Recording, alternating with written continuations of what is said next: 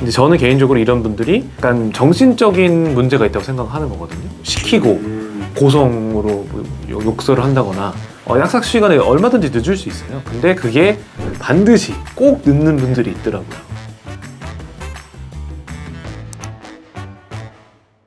안녕하세요. 상쾌한 배변 배진성 변호사입니다. 오늘은 나이가 그렇게 많지는 않지만 그래도 인생에서 제가 만났었던 분들 중에서 이런 분들은 걸러야 된다, 인생에서 걸러야 될 사람들에 대해서 말씀을 드리려고 합니다. 그 남이 잘 되는 것을 축하해주지 않고 약간 딴지 거는 사람, 이런 분들이 있어요. 뭐 축하를 하는 게 아니라 약간 막 돌려서 딴지를 거는 거 있잖아요. 로스쿨 개빡센데 어디가 좋은데 뭐 너무 지방이라서 좀 별로지 않냐, 뭐 아니면 뭐 좋은 직장인데 뭐 지방에 있는 경우에 단점만 부각해가지고 약간 딴지를 거는, 결국은 배가 아픈 거죠. 배가 아파서 이제 어떻게든 딴지를 걸려고 하는 거고, 이게 인간의 심리라고 하는데, 남이 잘 된 것에 대해서 배 아파하는 거는 인간의 기본적인 심리라고 하더라고요.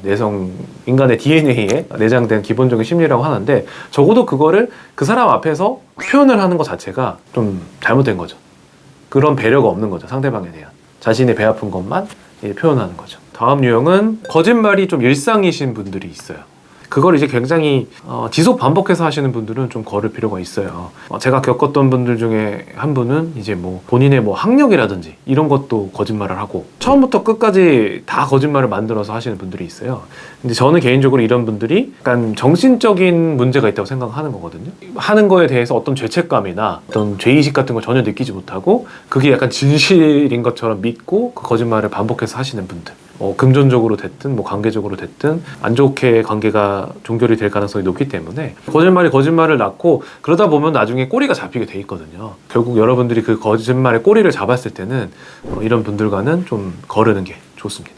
서비스직에게 막 하는 사람들이 있어요. 가끔 막 CCTV 같은 영상들 보면은 직원한테 음식 던지고 그러잖아요. 그런 건가요? 그건 좀 약간 좀 심각한 수준이지만, 그거보다 약한 수준이라고 하더라도 서비스직한테 막 반말하고 시키고 고성으로 뭐 욕설을 한다거나, 진짜 그런 분들은 저는 정말 인성적으로 별로이고 같이 친하게 지내면 안 되는 분들이라고 생각하고, 서비스직 분들도 똑같이 저희와 똑같은 사람이고 동등한 지위에 있는 분들이고, 그런 것들을 생각 안 하고 나는 내가 돈을 내는 사람이고 너는 돈을 받는 사람이니까 나는 너한테 막 해도 돼, 이런 게 이제 전제로 들어간 사람들은 사실은 좀 거르시는 게 좋죠. 그리고 뒷담화를 많이 하는 사람을 저는 좀 걸러야 된다고 생각을 하는데요. 뭐 저도 뒷담화를 한 적이 있고, 사실 어느 정도는 얘기할 수 있어요. 걔 뭐 약간 뭐 장난식으로 걔 좀 막 그때 별로였지 뭐 약간 이런 식으로 얘기를 할 수는 있는데, 그게 이제 일상이고 선 넘으면 그거를 너무 수위가 높게 반복하시는 분들은 좀 피하실 필요가 있다. 그리고 이제 약속 시간에 꼭 반드시 늦는 사람이 있어요.